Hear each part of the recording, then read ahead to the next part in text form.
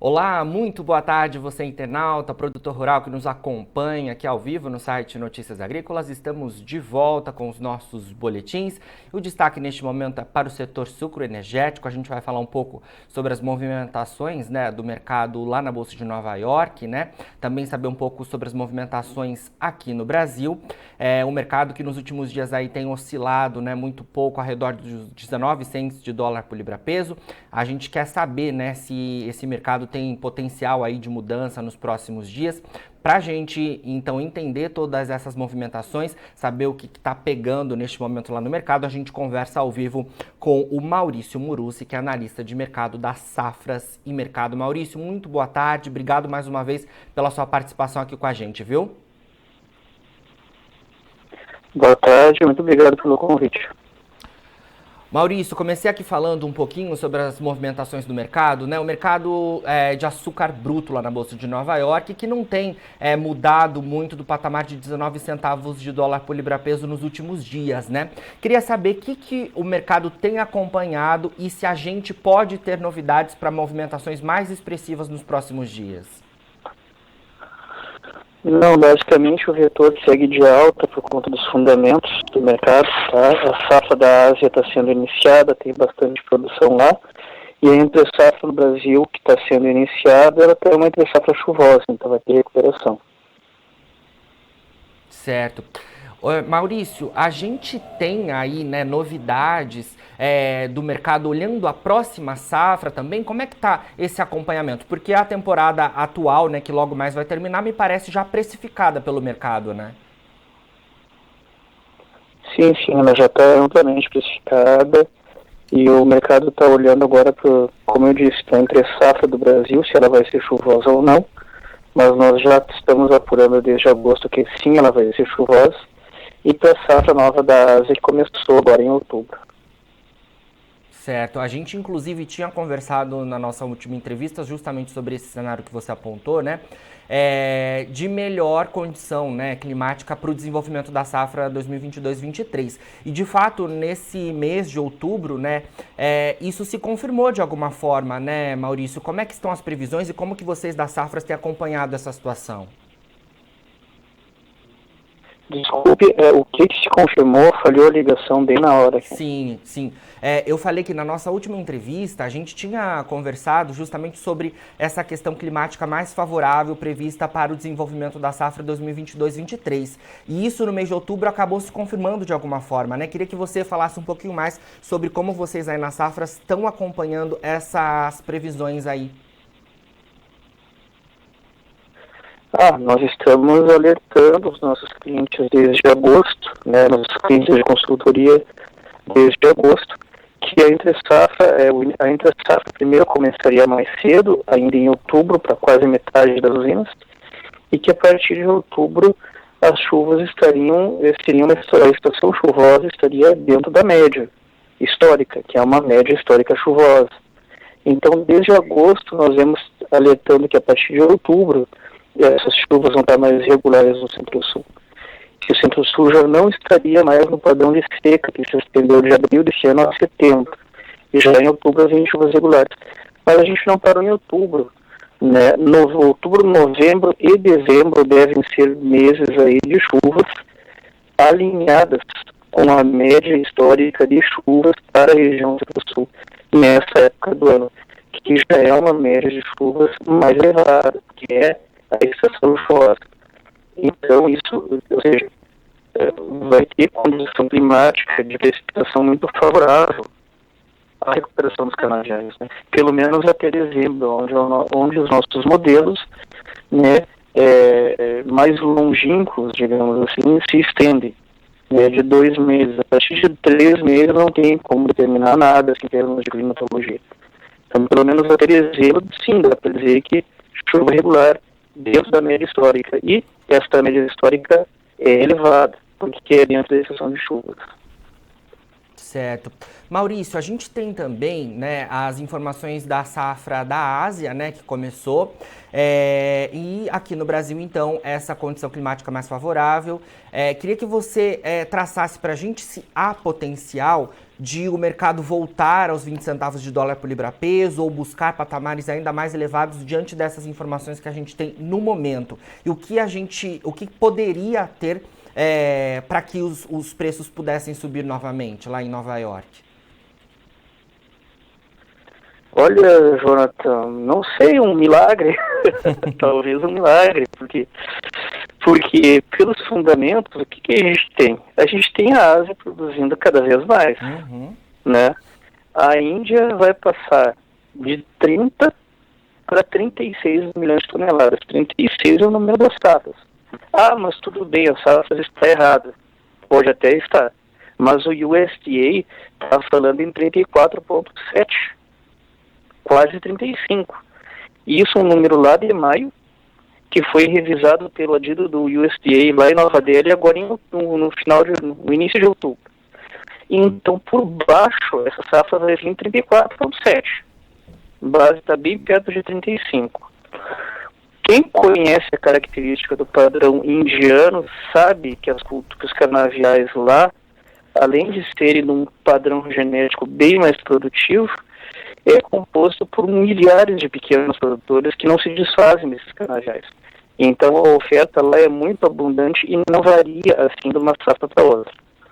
Tá? Mas eu não vou entrar nesses detalhes, porque caberia uma entrevista de 40 minutos só sobre isso aí. Mas o fato é, a Índia vai para 36. Tá? Se a gente tiver errado, ela vai para praticamente quase 35, que é o número do USDA. Tá? Por sua vez, a Tailândia, o que tem a Tailândia? A Tailândia vai se recuperar 70% em termos de volume, né? Ela vai de 7 para 12 milhões de toneladas, se recuperando também de uma, entre aspas, seca que atingiu a Tailândia nas últimas 2 safras anteriores, né? Seca a qual nós sempre questionamos aqui. Por quê? Porque todo ano tem monções, chuvas de monções na Ásia, né? Que são de junho a setembro, tá? E as chuvas de monções não são da Índia, são da Ásia como um todo. Tá? Elas incidem em grande parte, sim, na Índia, mas não são única e exclusivamente da Índia. O que isso quer dizer? Que na Tailândia também choviam. Se a gente pegar um mapa, pegar um globo ali, vai ver que a Tailândia está perto da Índia e que também incidiam chuvas e monções. Então a gente não compreende até agora porque teve uma quebra na Tailândia em função de uma seca 2 safras atrás, sendo que ela também recebia chuvas de monções. Tá? Mas de fato de lá para cá a Tailândia está recuperando a safra de 7 para 12 milhões, dá 72%. A Índia, que eu falei agora há pouco da produção, tem estoques nessa temporada iniciados em 13 milhões de toneladas e terminados ao fim da safra nova, que começou agora em outubro, em 16 milhões de toneladas. Então, pela Ásia, tem muita oferta vindo de açúcar. Isso, a Ásia, pega a Índia e Tailândia, o Brasil fica disputando com a Índia a primeira e segunda posição, né? Depois vem a Tailândia ali, que exporta 10 milhões de toneladas. Não, ela não é o maior produtor, mas é um grande exportador. Então, se a gente pegar os 3 principais players de oferta que existem no mundo, né, que é Brasil, Índia e Tailândia, todos estão com aumento produtivo. Claro que muita calma nessa hora. O Brasil tem um aumento produtivo, mas baseado num carregamento estatístico forte, ou seja, o Brasil veio de 605 milhões, safra passada, quebrou agora nessa em 515 e vai para no mínimo 540 milhões de toneladas de cana. Tá? Antes eu estava falando de açúcar, agora estou falando da cana, né? E aí o que acontece? Se as chuvas vierem em linha com a média, que nem eu falei agora há pouco, vai para 540. Mas se a partir de dezembro, se a gente pegar janeiro, fevereiro e março, esses volumes vierem acima da média, pode haver uma recuperação maior ainda. Mas por baixo vem 540. Claro que 540, aí é tudo estatística, tá? E tudo é aquela questão estatística ali. Por um lado, 540 é maior que 515, mas por outro lado é menor que 605. Então a gente tem uma recuperação parcial, mas de fato vai ter mais oferta no Brasil, da safra atual para a posterior, tá? E exatamente quando a safra da Ásia tiver terminado. Então quando um player, uma região, tiver terminado a sua safra de aumento produtivo, vai vir a segunda, logo na sequência, também com recuperação produtiva, né? Que é o caso, então, por isso que eu respondo para ti, é só um milagre para os preços em Nova York subirem, porque pelos fundamentos não tem condição nenhuma em termos de demanda, de oferta, né? Agora, rapidinho, demanda. Mas a demanda pode subir porque o mundo está saindo ali da crise da pandemia. Isso é muito bom, está subindo. Só que o açúcar é uma commodity de característica inelástica, ou seja, vai subir de modo muito gradual, muito pontual. A demanda não vai dar um salto exponencial, né, desse ano para o ano que vem, porque a gente está saindo da pandemia. Não. Isso acontece com outros commodities, como o petróleo, como o complexo carnes, isso sim acontece. Mas no açúcar não, vai ter uma recuperação pontual porque é inelástica.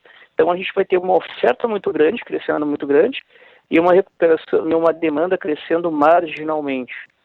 Então isso aí vai ter, né, pressão de baixa pelo aumento da oferta, e não vai ter pressão de alta nenhuma porque a demanda vai subir de forma muito moderada. Então nós não vemos uma condição aí de 20 centavos de dólar por libra peso de forma sustentada assim no longo prazo, né? Claro, hoje Nova York fechou em 19,38 para março 22, tá? Até que perto de 19,38 é perto de 20. Pode ocasionalmente ter alguma compra especulativa? Pode, mas a questão é sustentar isso aí no longo prazo, sustentar 3 meses, 4 meses, 5 meses. E esse é o grande problema. Eu diria até que não se sustenta uma semana. Se porventura houver alguma compra especulativa muito grande, por conta aí, sei lá do que, alguns fundos vão recolocar posições compradas em derivativos de açúcar. Também não tem sentido, porque daí, o que esses fundos vão fazer? Vão olhar para os fundamentos da commodity e vão ver que a Ásia está produzindo um monte. Então, nem esse cenário hipotético de alguma compra especulativa caberia no mercado como agora. Então, se porventura tivesse, eu vou usar um termo do que a gente usa na corrida de cavalos, né, no jockey, se der um azarão, tá, dos preços voltarem para 20 agora, sem nenhuma base fundamental, ele não tem condição de se sustentar uma semana. E foi o que aconteceu, né, há mais ou menos uma semana, não sei se foi uma ou foi 2 semanas atrás, quando a Única, né, atualizou os dados de moagem mais recentes e a gente observou que veio uma queda muito brusca no volume de produção, de forma muito antecipada. A gente esperava uma queda grande, mas não do jeito que veio. Ela veio ainda mais intensa do que esperava. E Nova York teve pelo menos uns 3 pregões de alta aí, né, em que os preços saíram dos 19 e foram para 19,80, por aí, chegou a 19,90 e voltou, né. Então, por quê? Porque a produção do Brasil, a moagem, caiu de forma muito abrupta, mais intensa que se esperava. Se esperava uma queda, mas ela veio mais intensa. Aí Nova York subiu, mas não foi mais que 3 pregões. Depois ela já voltou, e a gente já colocava isso nos nossos relatórios, né? Pessoal, Nova York está precificando notícia velha.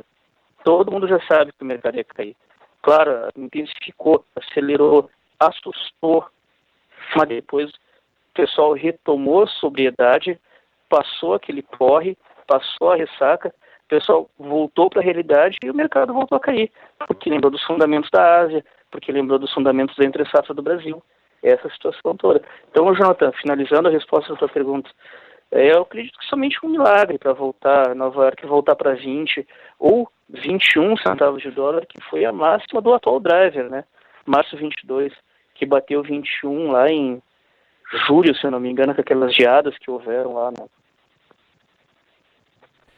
Maurício, perfeito. Queria que você falasse também pra gente um pouco sobre, diante de todo esse cenário que você pontuou também, sobre a decisão, né, aí das usinas sobre a próxima temporada, como é que estão as fixações, porque, de fato, a gente tem aí, né, preços do açúcar recuando um pouco, mas ainda assim bastante altos, e os preços do etanol também, né, ainda bastante valorizados. Estava acompanhando aqui o indicador CPEA, por exemplo, do Cristal, né, há 3 dias está acima de R$ 150 a saca aqui em São Paulo, né? Como é que está todo esse cenário por parte das usinas?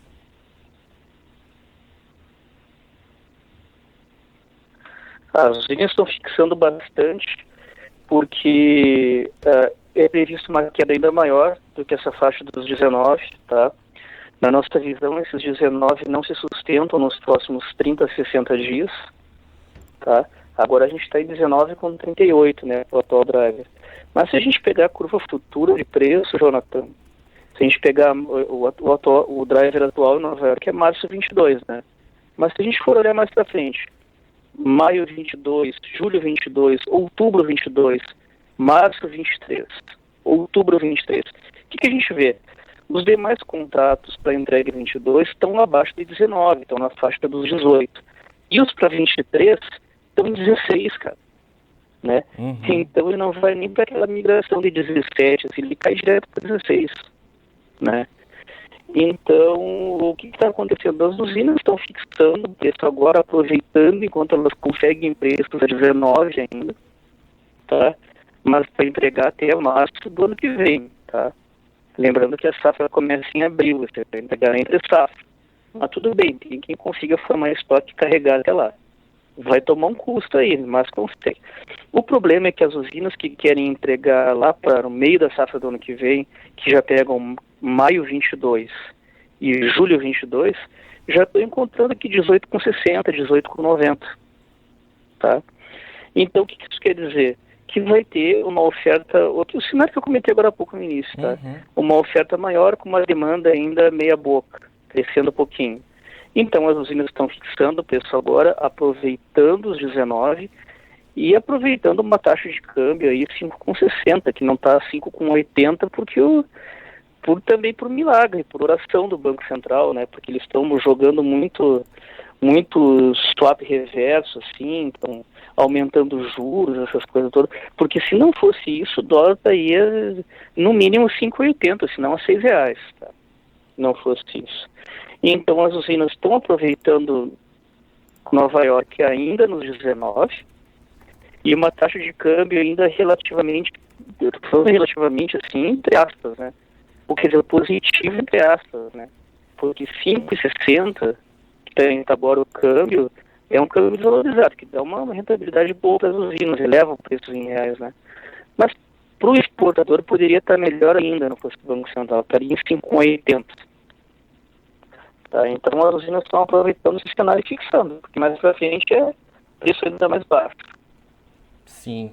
Maurício, olha, muito obrigado mais uma vez pelas suas informações aqui com a gente do Notícias Agrícolas, viu? E sempre que tiver novidades aí da safra, queremos contar com a sua participação por aqui. Claro, pode contar, pode me ligar sempre aí, tá, Jornada? Muito obrigado. Então conversamos aí com o Maurício Morucci, analista da Safras e Mercado, a gente falando um pouco sobre as movimentações do mercado do açúcar bruto lá na Bolsa de Nova York, trazendo as tendências aí das safras para a movimentação desse mercado tão importante. A gente também falando sobre as expectativas para o mercado interno, como é que estão as fixações por parte das usinas, aí já visando a safra 2022-23. Agora, na finalização dos nossos boletins aqui, você vai acompanhar as nossas redes sociais, é só você seguir a gente por lá, para se manter atualizado, e a gente segue com a nossa programação, porque amanhã tem mais boletins ao vivo para você ser o produtor rural mais bem informado do Brasil. Fica por aí. Se inscreva em nossas mídias sociais, no Facebook Notícias Agrícolas, no Instagram @Notícias Agrícolas e no nosso Twitter @Notiagre. E para não perder nenhum vídeo, não se esqueça de nos acompanhar no YouTube e na Twitch, Notícias Agrícolas Oficial.